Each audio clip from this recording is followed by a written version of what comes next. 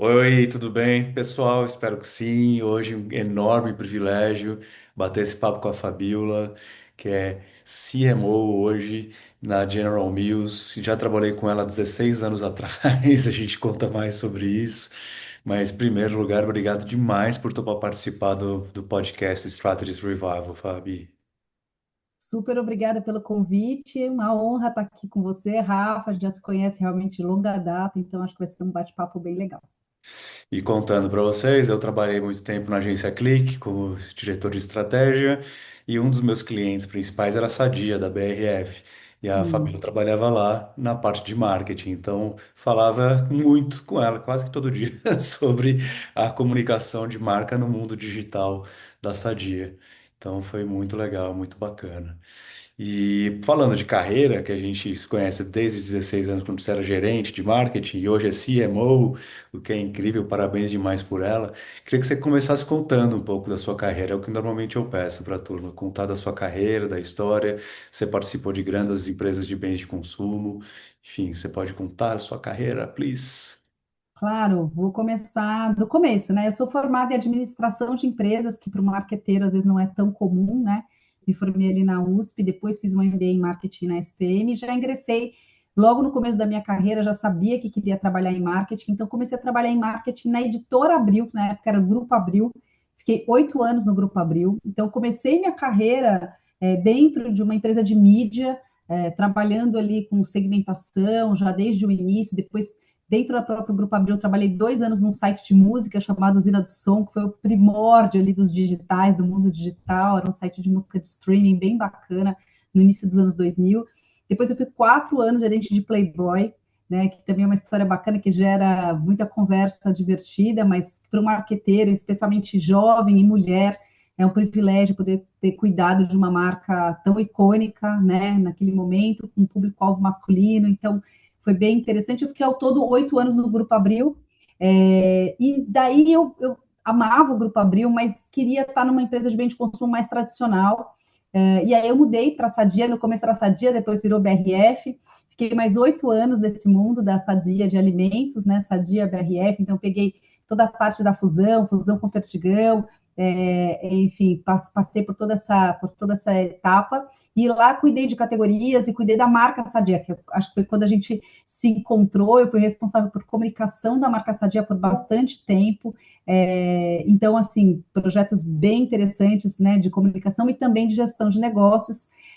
Depois de 8 anos na BRF, eu saí, fui ser consultora de branding e inovação numa boutique chamada Alexandria, e eu fiquei um tempo como consultora, então foi uma fase muito importante da minha carreira, porque eu migrei de balcão, né, deixei de ser cliente, fui ser consultora, e ali eu tive a oportunidade de expandir muito a minha cabeça, porque foi um ano fazendo projetos para empresa como Coca-Cola, Danone, Toyota, Volvo, Alpargatas, então empresas de negócios completamente diferentes, em estágios de maturidade, desafios de marca completamente diferentes, o que me deu assim, fez um boom na minha cabeça, mas sempre com um olhar de posicionamento de marca, de construção de marca e de inovação. Então foi muito bacana. Depois disso, eu fui convidada para ser diretora de marketing da Seara Alimentos. Foi minha primeira posição como diretora. Foi um convite que eu digo que muito importante para minha carreira, né? Deu uma mudança de patamar da minha carreira ali. E aí eu fiquei mais 2 anos na Seara, então um mercado que eu conhecia bem. Depois disso, eu fui para Kimberly Clark, então foi bom para mim, porque para Kimberly foi uma mudança para multinacionais. Eu que era um bicho de empresa nacional, fui para uma multinacional de personal care para cuidar de Neve, né, que é uma marca de papel higiênico, mas muito icônica no Brasil também. Então foi muito legal para sair do mundo de alimentos, para entrar numa multinacional. Eu que vinha de uma empresa de empresas nacionais, acho que foi uma mudança importante na minha carreira. E aí, de lá, eu fui para Mondelez, onde eu fiquei 5 anos e meio, cuidei de biscoitos, depois de chocolates, né? Saí de lá, minha última posição era como diretora sênior de chocolates, e aí cuidei de marcas também maravilhosas, como Bis, Oreo, Lacta, Sonho de Valsa, Milka, né? Então, foi muito, muito bacana, Clube Social, enfim, marcas maravilhosas. Fiquei 5 anos e meio na Mondelez, e também fiz projetos muito divertidos. A gente pode falar depois um pouco de Morumbis e coisas desse tipo. E aí agora, no último ano, estou aqui na General Mills, cuidando de Yoki, Kitano e Häagen-Dazs. E aí, essa é a minha última posição, agora como CMO aqui na General Mills. Parabéns demais por isso, um ano nessa jornada nova. E só de você contar a sua carreira, eu tenho interesse, tive e tenho ainda em várias coisas que você Vamos trabalhou, lá. principalmente as de alimentação, né? Desde a Sadia, mas principalmente na Mondelez, né? Os docinhos que são muito bons. E aí, falando da carreira que você comentou agora, adoraria saber de ti o acerto, assim. O que que você acha que foi seu maior acerto, a coisa que você mais acertou na carreira? Não necessariamente pode ser, né, de transição, mas também no dia a dia, alguma coisa que aconteceu, que você fala aqui, eu fiz aquilo que eu poderia ter feito de melhor possível, foi isso. Olha, eu vou citar alguns cases que eu acho que são os cases que eu carrego, que eu conto por aí, que eu acho que são cases que eu tenho muito orgulho. Acho que o primeiro, dentro de Seara Alimentos, eu lancei Seara Gourmet. E ali naquele momento foi um marco, porque a marca existe até hoje, né? Uma marca que ajudou a carregar a marca Seara para um outro patamar na cabeça e no imaginário das pessoas, né? Trouxe a Seara para brigar num outro patamar, quase que de frente a frente ali com o Sadia e Perdigão.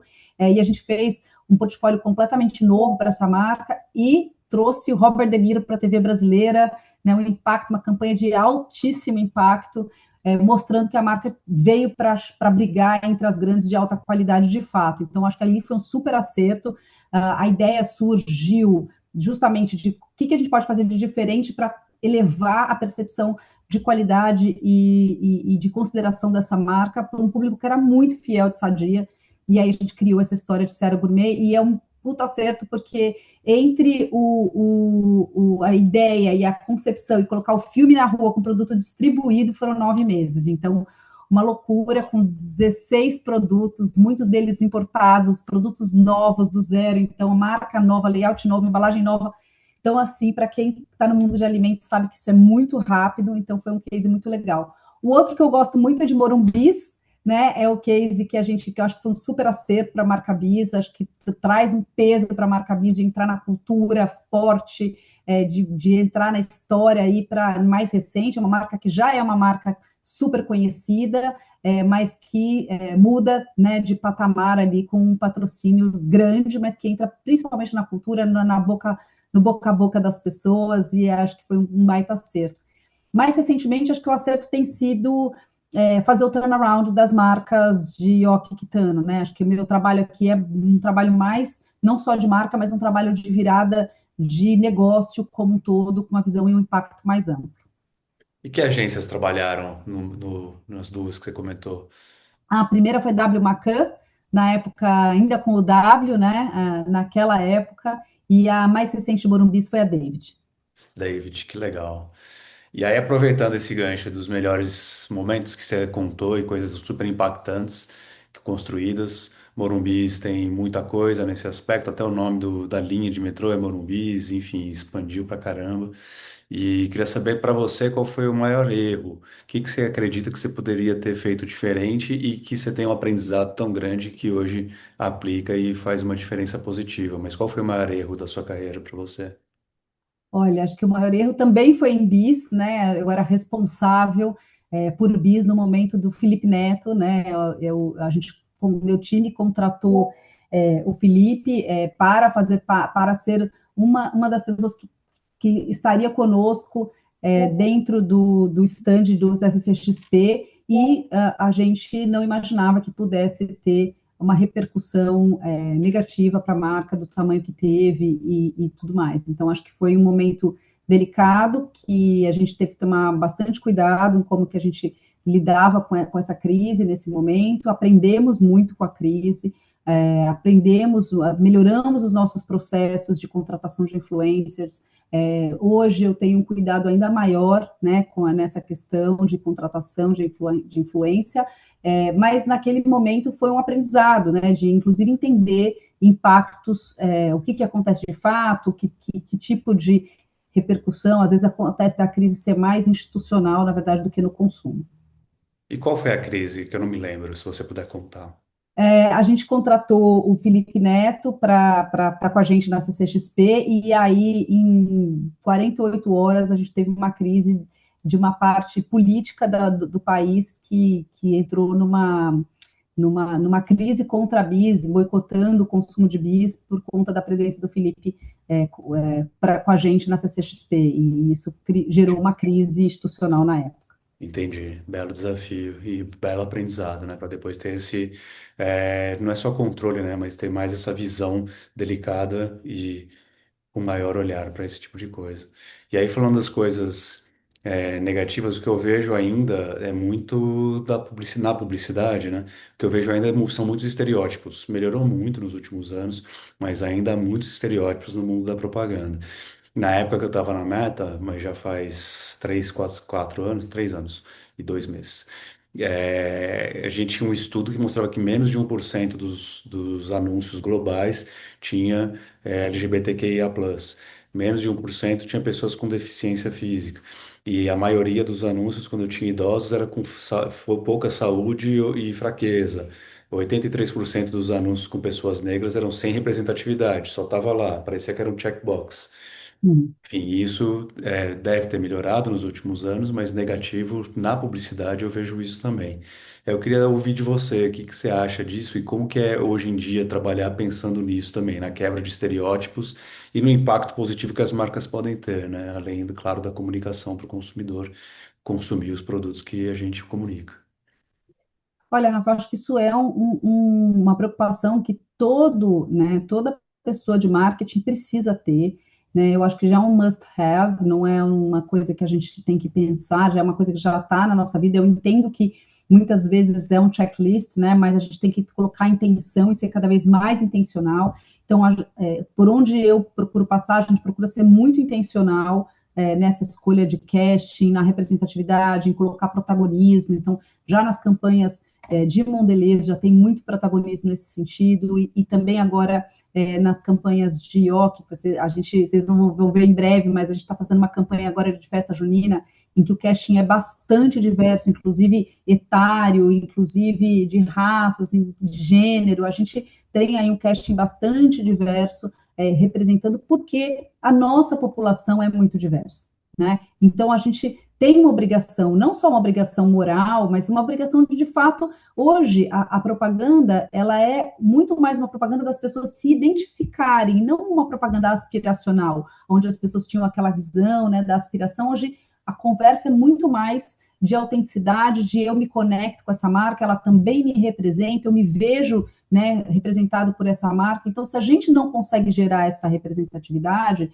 a gente não consegue conversar com as pessoas. E para a gente estar na cultura e para a gente estar se conectando com as pessoas, a gente precisa estar falando ali de verdade para a população brasileira, que é uma população muito, muito plural, muito diferente. Então, é uma obrigação nossa, por um lado, né? Por um lado, uma obrigação, né, social. Por outra, eu acho que é uma bobagem a gente não aproveitar isso, sabendo que você ganha muito conforme as pessoas se identificam com a marca e se veem representadas nessa marca. Então, a gente já faz muito isso aqui intencionalmente, especialmente em caches, na forma como a gente vai representar essa marca. Agora, do ponto de vista de pesquisa também, a gente procura pesquisar todos os tipos de consumidores, até para dar input para as nossas criações de produto. Isso faz parte do nosso dia a dia já há muito tempo. A gente precisa de uma amostra que represente de fato a nossa população. Faz todo sentido de ter essa diversidade, equidade e inclusão e tem a representatividade e também a autenticidade, né? Para ter, e como você disse, as pessoas se sentirem incluídas, não só ser um checklist, tem, não tem, a diversidade, então tá feito. Não, é para pensar na inclusão durante a narrativa. E de equidade, por exemplo, há anos atrás era só homem dirigindo carro. Hoje em dia você vê a mulher, mas não é só ela dirigindo carro em formato submissão. E esse é o mês da mulher, inclusive. Então a gente, infelizmente, ainda tem coisas como essa, mas nos anúncios melhorou bastante. Então isso é bom, mas sempre tem que melhorar. Nas empresas também, né? O percentual, mulheres é a maioria, 56, se eu não me engano, por cento da população, mas usualmente nas empresas são menores do que 50% o número de mulheres. Enfim, tem muita coisa aí. E para as marcas, o que mais que para você elas podem fazer de impacto positivo além dos anúncios? Impacto positivo. Olha, eu acho que a gente pode, de fato, apoiar as causas, e como companhia, eu acho que a gente tem um papel como companhia. Eu queria contar um pouco como a General Mills, como companhia atua, né? A gente tem os nossos comitês de diversidade dentro da companhia, então a gente tem o comitê que a gente chama de Women Leadership Network, que eu sou sponsor, que é um comitê já bastante antigo de General Mills, que é um comitê de apoio às mulheres na liderança. A gente tem o comitê Black Champions que trata muito da questão da inclusão de outras etnias, né, e também como a gente desenvolve, não só convida para entrar, mas como é que a gente chama para dançar, né, que a gente fala, não é só convidar para a festa, é chamar para dançar, como é que a gente desenvolve essas lideranças negras para poder avançar na carreira e serem líderes dentro da companhia numa representatividade mais igualitária com a população. E a gente também tem o grupo LGBTQIA+, a gente também tem o grupo de PCDs, e aí como que esses grupos atuam? Óbvio que existe um impacto dentro da companhia, então tem todo um trabalho, um programa que a gente identifica locais de desenvolvimento dentro da companhia para acelerar essas lideranças, seja de mulheres. No caso da General Mills, a gente já tem a gente tem a nossa presidente, que é mulher, né, muitas mulheres no board da companhia, mas a gente ainda tem alguns lugares, algumas áreas da companhia onde a gente pode ter mais representatividade. Acho que a gente tem o Black Champions fazendo um bom trabalho de aceleração das lideranças negras para poder chegar com lideranças negras também mais rápido possível. Mas a gente tem todos esses grupos, e além de letramento, aceleração de carreira, apoio a esses grupos internos, a gente também tem alguns impactos fora da companhia. Então, alguns investimentos que a gente faz fora da companhia para apoio. Então, por exemplo, a gente é sócio do Mover, não sei se é sócio associado, do Mover para a questão que é hoje um dos órgãos mais importantes para a liderança e aceleração de lideranças negras. A gente tem outros também apoios a entidades para mulheres. Então, isso é uma forma como as instituições também podem fazer um impacto grande dentro dos seus funcionários. A gente tem 3.700 funcionários, então é importante um impacto interno só no Brasil, mas também fora da companhia, como é que a gente apoia no desenvolvimento para que a gente seja mais diverso, de fato, né? Muito legal de te ouvir, muito bacana e admirável tudo que a General Mills está fazendo. Você também nessas lideranças e tocando associações com esses movimentos. É muito legal de escutar e admirável. Eu gosto muito quando isso acontece, eu procuro fazer isso. Tem o curso na SPM que eu criei, que é conectado com isso também. Estou na espera dos alunos, mas é só no final de abril. Dou aula na Miami School, enfim, muitíssimo me interessa e espero que interesse a todos que estão assistindo a gente também, porque o impacto positivo faz uma diferença e a gente consegue fazer no mundo do marketing e da estratégia de comunicação de marca. E aí, falando da estratégia, você conheceu um planner incrível, que era eu, naquela época, porque depois só, mas enfim. Depois só melhorou. Já era incrível, só melhorou. Eu gostava muito daquela época, viu? E como é que é o seu trabalho com os planners hoje em dia? Qual é a relevância dos estrategistas das agências dentro das campanhas que fazem com vocês? Olha, eu tenho uma paixão pelos planners, eu acho que eles são peças fundamentais das agências. Eu sempre busco falar, primeiro eu quero planner na sala, nem traz a criação, então a gente tem que começar a conversa sempre por aí, e eu acho que é um papel muito relevante no desenvolvimento e na coerência das marcas. Eu acho que o planner, ele não funciona quando ele é o retroplanning, né? Que aí a criação já teve a ideia, aí traz lá o planner para criar o retroplanning, que, né, nunca aconteceu em lugar nenhum, a gente só, né, só acontece lá no vizinho. Óbvio que acontece, a gente sabe que acontece, mas aí eu acho que é um mau uso do tempo e do uso do planner. Onde eu acho que é o melhor uso, e é onde a gente tem usado muito, e eu, Carol Silva, se você estiver ouvindo, um beijo para você, Rafa, da David, são meus parceiraços, amo, que é quando a gente tem uma relação muito próxima, muito íntima, em que o planner de fato conhece, no caso da David, que é minha agência atual, inclusive, eles têm ajudado a construir o posicionamento das marcas, inclusive, né? O posicionamento da marca Kitano foi desenvolvida pela David, né? Junto conosco. Aí a gente, obviamente, já o posicionamento de O, que a gente acabou de refazer com a Ana Couto, mas a David está amarrando isso já, ao final da história, já amarrando com o planejamento de como é que a gente vai dar vida para esse posicionamento. Então, de entender desde o posicionamento da marca, né, e criar uma narrativa de consistência, entender o objetivo de negócio, o objetivo daquela marca, o que essa marca precisa nesse momento, o que ela precisa construir, quais são os atributos que ela precisa construir, o que ela precisa mover, se é awareness, se é consideração, o que ela precisa nesse momento, e fazer disso né, uma base de estratégia para que as ações de comunicação depois venham a construir sobre essa base. Isso vai ajudar a gente a ter coerência, vai ajudar a gente a ter consistência, que é hoje, nesse mundo caótico de proliferação de mensagem, fundamental, porque senão o consumidor não entende o que, que aquela marca quer, onde ela quer chegar e tudo mais. Então, o Planner hoje é um parceiro fundamental para manter essa coerência, essa consistência. E que legal isso da David, que está olhando desde o branding, né? E aí conectando isso na comunicação, claro. E pensar no comms planning também, né? Você comentou, porque é tanto acesso, tantos minutos aqui dentro e no scrolling. E aí pensar nisso, na comunicação, como é que você faz ela ter um caminho de jornada de consumidor, que já pensávamos nisso há 30 anos atrás, mas também pensando na atualização disso, considerando o mobile first, principalmente, né? Mas claro, sem esquecer do out of home, sem esquecer da TV, mas pensando no mobile first. E aí, pensando nessas tecnologias, inteligência artificial está aí, usamos ela, eu uso bastante, e no Reino Unido saiu uma matéria no The Guardian, super confiável, que 17% das pessoas de propaganda da indústria foram demitidas no ano passado. E isso tem a ver, segundo eles, com a inteligência artificial pegando os cargos das pessoas mais júnior nas agências. Tá bom. O que me deixa um pouco com medo. Eu falo, e agora? Será que eles vão fazer isso aqui também? Será que a gente vai ter esse problema com a inteligência artificial chegando e tomando o espaço de pessoas? Há muita Uhum. gente que fala que a inteligência artificial não vai tomar, porque como tecnologias anteriores, o computador, a máquina de escrever, os Photoshops da vida, enfim, muita coisa que foi mudando ao longo do tempo, o telefone, o mobile, enfim, muita coisa. A inteligência artificial também é questão de adaptação. Mas aí a gente se adaptar, saber usar e ficar craque nisso, e aí tem empregos que estão conectados com isso de alguma forma, ser uma ferramenta de uso, mais do que substituição.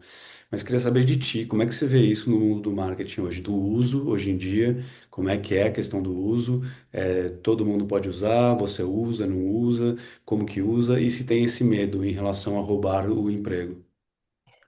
Olha, a gente está sendo muito estimulado a utilizar a inteligência artificial, né, internamente. Então, a gente tem uma inteligência artificial fechada e feita para General Mills, que chama Mills Chat, que tem a base de Gemini, né, mas ela é fechada para permitir que a gente possa utilizar o máximo possível essa inteligência artificial sem que os dados sensíveis da companhia sejam expostos à rede aberta, né? Então, a gente tem usado muito a inteligência artificial para vários tipos de aplicação, de ganhos de escala e tempo nas análises de dados, e também, obviamente, de produção de conteúdos, né, internos e tudo mais. A gente tem usado para prototipagem de produtos, para teste com consumidor, a gente tem usado com pesquisas com consumidores já, e a gente tem, nas agências, a gente tem usado muito para layoutar ideias e tudo mais. Agora, eu não vi ninguém ainda aqui perder o emprego por causa disso, tá? Então, a gente não viu este impacto de redução de postos de trabalho, seja na nossa agência, seja internamente, por conta da inteligência artificial, talvez ainda, né? A minha preocupação ao ouvir você falar de que os postos de trabalho foram maiormente substituídos, os postos mais júniores, a minha pergunta que eu fico é como é que a gente vai formar as pessoas, né? Como é que a gente vai atrair pessoas e formar e aculturar as pessoas e desenvolver as pessoas para que elas cheguem numa posição de gerência, que elas possam ter uma interpretação dos dados, se elas não passam pelo início da carreira, onde você aprende, você é aculturado, você entende a cultura da companhia, você aprende a ler os dados, interpretar os dados, você aprende a montar uma estratégia, né? Você aprende a fazer uma apresentação, e são coisas que a inteligência artificial não vai nos ajudar, não vai substituir, né? Então, essa é a dúvida que eu fico para mim aqui. Faz muito sentido. E como é que os júniores, né, se eles não entram, como é que você vai aculturar eles para serem líderes e depois até conversar com a inteligência artificial, mas sem substituição, né? Enfim, Total, espero que tenha esse aprendizado lá no Reino Unido em relação a isso.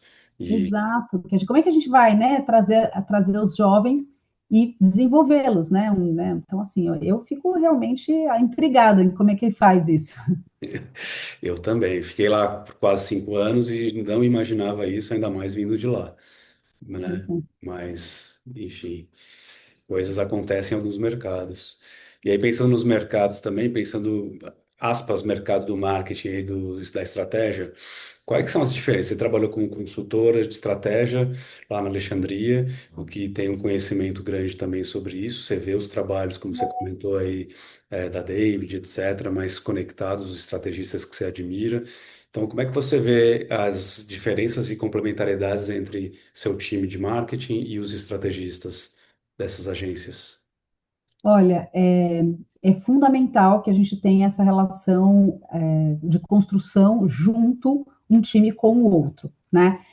Então, para te dar um exemplo, essa construção do novo posicionamento de Quitano, o time de marketing trabalhou junto, mas realmente junto com o time de estratégia da David. Nosso time de marketing de Ioki trabalhou junto com o time de Ana Couto, mas bastante junto para chegar no posicionamento, porque é muito importante que você tenha o input dos dois lados, né? Acho que não é um trabalho que a marca ou os profissionais de marketing possam terceirizar, especialmente nesse primeiro momento, no momento de estratégia, no momento. Eu acho que é um trabalho realmente em conjunto. Né, a gente tem falado, né, a General Mills tem uma prática que eu aprendi aqui, que eu achei muito legal, que é mesmo o briefing, mesmo na hora de fazer um briefing, o briefing pode ser colaborativo. Eu achei isso tão bacana, porque até o briefing não precisa ser só unilateral e estar com todas as mensagens e todas as dúvidas já prontas e resolvidas. Até o momento de briefing pode ser um momento que a gente ainda discuta ou possa ter margem para uma construção conjunta. Eu acredito que esse é o processo mais rico e que garante que as necessidades do negócio sejam atendidas, né, a continuidade, que ao mesmo tempo a contribuição da visão da agência, que são os especialistas da comunicação, estejam presentes nesse processo. Então, acho que é fundamental que trabalhe-se em conjunto, não dá para isolar. Isso é legal demais, né? Pensar em trabalhar em conjunto, ter essa troca e também a diversidade dentro dos times nesse sentido. De um time de uma empresa e da agência também, a diversidade de pontos de vista, de repertório, que aí vai se complementando e alinhando e dando mais afinidade também para o trabalho que está sendo feito. Isso é bem legal. E eu tive essas experiências aí também, né, de trocar de país, de vir para cá, trocar de lugares. E aí eu vejo a sua, você trocou de lugares também, como você contou, e lugares incríveis. Como que é essa jornada para você de carreira, de chegar hoje a CMO, há um ano, o que é incrível, grande cargo, liderança, etc e tal, com os pontos que você colocou, liderança em vários aspectos, além do literal, né, do cargo do marketing, mas as lideranças nas inclusões, entre outras coisas aí, nas próprias agências. Mas como é isso desse progresso, dessa contínua promoção que você recebeu? Eu vejo muita gente que ficou 16 anos lá numa empresa, como o Felipe Bartolomeu, que é um cara incrível da UMAP, que ficou lá 16 anos, está lá 16 anos, entrou como júnior e hoje é presidente. Então tem isso também. E você está na ultraliderança de marketing dentro da General Mills. Como é que você vê essa continuidade? Que conselho você daria para as pessoas em relação ao crescimento, nesse sentido na carreira? Olha, Rafa, o que eu acho é que não existe um jeito certo ou um jeito errado de fazer, né? Então, Fabiola, você mudou muitas vezes, né? Se desafiou em outros lugares, é um jeito de fazer. Um outro jeito de fazer é você ficar numa companhia e se desenvolver e crescer nessa companhia a vida inteira até chegar nos cargos mais altos. O que eu percebo acho que cada um tem que ser dono da sua carreira, né? E entender primeiro aonde quer chegar, né? Qual é a sua ambição? Porque tem gente, nem todo mundo quer chegar num cargo de liderança mais alto, né? Nem todo mundo tem, porque também tem seus preços, né? Fazer uma escolha como essa.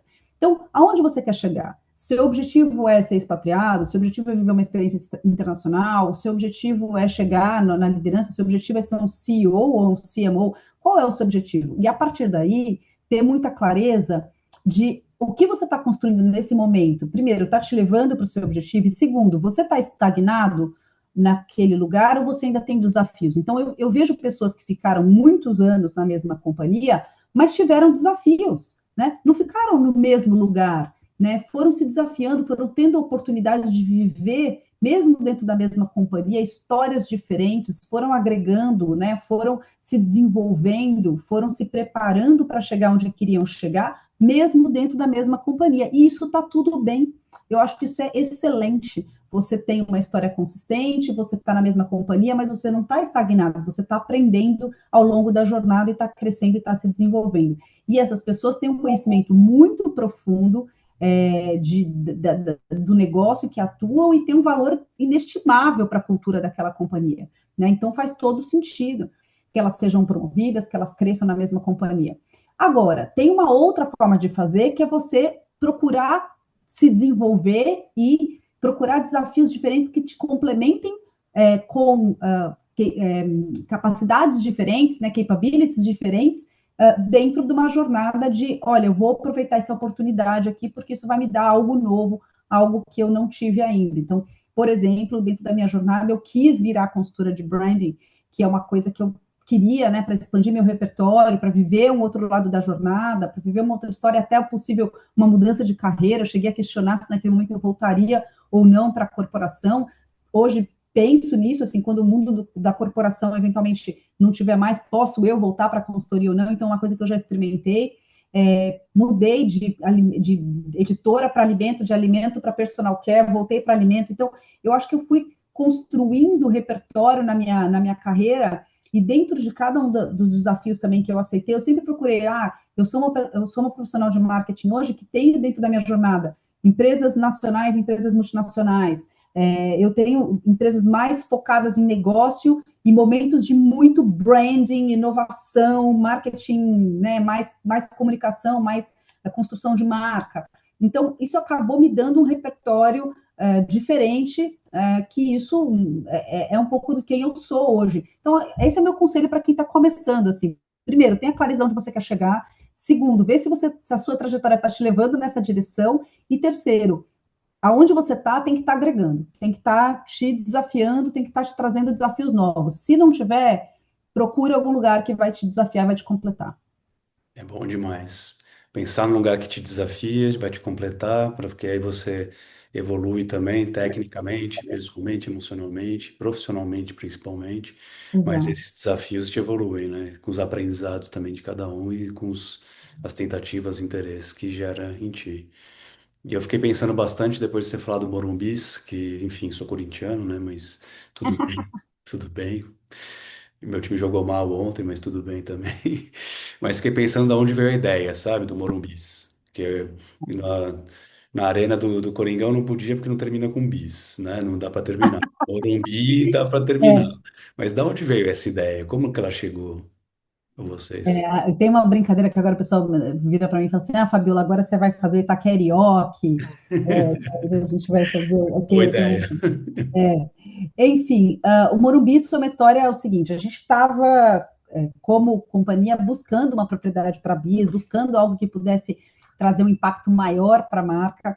O mundo dos festivais já estavam muito povoados com as marcas de snack, o principal concorrente já patrocinava o principal festival de música, e a gente estava buscando algo diferente, um território mais exclusivo, onde a gente pudesse atuar com a marca Bis para crescer. A awareness, a Bis tem praticamente 100% de awareness, mas a gente queria trabalhar em consideração dessa marca e uma propriedade que pudesse, de fato, elevar o patamar dessa marca no Brasil.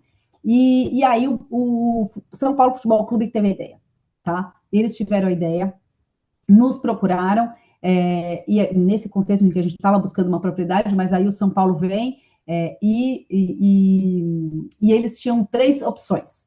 Era o Morumbic, o Morumbig ou o Morumbis. Eles tinham tido essa ideia e eles levaram para as três companhias, e quando eles trouxeram, eles apresentaram essa ideia para o Liel e para o Álvaro, né? O Liel, presidente da companhia, o Álvaro, CMO da companhia na época. Eles acharam a ideia divertida, me procuraram na época eu como diretora de chocolates. E aí, Fabiola, o que você acha? Eu falei, poxa, eu acho bacana, né? Acho muito legal. A gente vai ter que achar um jeito bis de fazer essa história. E aí a gente chegou num acordo, meses de negociação com São Paulo, para chegar num acordo de valores em que a gente achava razoável, um tempo de contrato que a gente achava razoável. E aí a gente fechou a história e levou para David, na época, que recebeu isso do tipo, tá comprado o patrocínio, agora dá um jeito aí, a gente acha que é legal e que pode ser um caminho diferente para ter um impacto diferente para essa marca, entrando na cultura pelo viés do futebol, que é uma grande paixão nacional e que tem um impacto muito grande no Brasil, tudo que está relacionado ao futebol. E a gente achou que essa história do Morumbis podia ser um jeito muito divertido de fazer. E aí a David teve um jeito brilhante de fazer isso de um jeito que só Bis poderia fazer, que é tirando sarro de si mesmo e brincando com os trocadilhos, que eu acho que foi a grande sacada, que foi como é que a gente torna esse patrocínio um patrocínio que tem a cara da marca, que conecta com os consumidores da marca, que não cria rejeição, porque a campanha era tão divertida que não criou rejeição, e que fazia o nome pegar. Porque eu acho que, sendo honesta, assim, acho que o risco era, como era uma mudança muito sutil, era só um S, né? O risco era de não pegar o nome. A gente fazia um investimento gigantesco e o negócio não acontecer. Então, acho que a David foi a grande responsável, de fato, por trazer a história do patrocínio de um jeito muito divertido, num filme que era um filme de 1 minuto e 20, 1 minuto e meio quase, brincando com a história dos trocadilhos, e esse filme estoura em 48 horas, estava em todos os fandoms de futebol, uma coisa louca, e isso foi muito divertido, porque isso ajudou logo de cara o nome a emplacar. Então, e de um jeito que só Bis poderia fazer. Então, foi muito legal.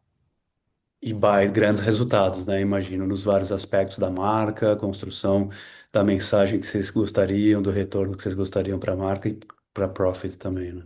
Sim, a marca cresce em consideração, né, em alguns atributos que a gente estava medindo naquele momento. É óbvio que é um patrocínio, ele tem um impacto que tem que medir ao longo do caminho, mas o impacto só em retorno de awareness espontâneo, né? Só o retorno de todo o earned media que a gente teve aí no primeiro ano superou em muito o patrocínio do São Do Paulo, né? Do São Paulo. patrocínio que a gente fez para o nome. Então, a gente mediu, né, esse ganho aí de earned media e já foi incrível aí no primeiro ano.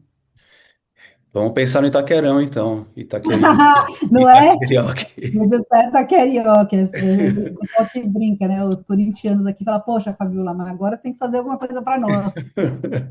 Não vai pensar só no Morumbis, poxa, Pois só é. eles. Eles são privilegiados nessa cidade, né? A gente é batalhador.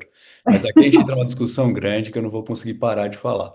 Mas, querida, é bom demais te ouvir, escutar da sua carreira. Privilégio ter trabalhado contigo lá atrás, ter sido minha Privilégio cliente meu. dentro da Grande Sadia, depois virou a BRF junto com a Perdigão. Mas foi bom demais em pensar no mundo digital desde aquela época e hoje em dia a gente olhando cada vez mais para isso, né? Porque as Incrível, né? telas Eu estava estão aí. falando há pouco, acho que ontem, com um colega que era da agência Clique, eu falei, gente, só tinha fera naquela agência Clique, né, Rafa? Só Rafa, fera. Marina Pires, o Rhodes, o André Schwerer, a gente só tinha fera. Estava falando do Celso, eu nem lembrava que o Celso também tinha, Celso Ribeiro, tinha um monte de Celso gente Ribeiro. feríssima que estava naquele lugar incrível que era a agência Clique. Numa época que a gente tinha agência online ainda, pensa que maluquice, né? Que mundo diferente, mas que foi um grande celeiro realmente de gente que depois se desenvolveu muito na carreira, né, Rafa? Pessoas que eu admiro muito e uma das playlists que eu tenho aqui no Strategy Revival é Legado da Agência Clique, que Ah, que muitas dessas incrível. pessoas que você falou estão lá entrevistadas. Eu Deixar um admiro. abraço e um reconhecimento gigante para todos esses profissionais que me ajudaram a entender mais o mundo digital. E você me ajudou muito a entender mais o mundo do marketing desde lá 16 anos atrás. E hoje escutar sobre a liderança aí também é um grande aprendizado. Espero que tenha sido tão bom para as pessoas que assistiram também, tão bom quanto para mim, porque foi muito, muito bom. Ah, obrigada, Rafa. Obrigada mesmo. Obrigada pelo convite, pelo bate-papo. Estou aqui em casa, estou me sentindo de verdade super acolhida nesse bate-papo. Obrigada. Obrigado demais. Beijo grande. E Beijo. turma, estão aí os likes, os comentários, os compartilhamentos. Fiquem à vontade para fazer isso, para divulgar esse grande papo que eu tive aqui com a Fabiola. Beijos. Tchau, Fábio. Beijo, tchau.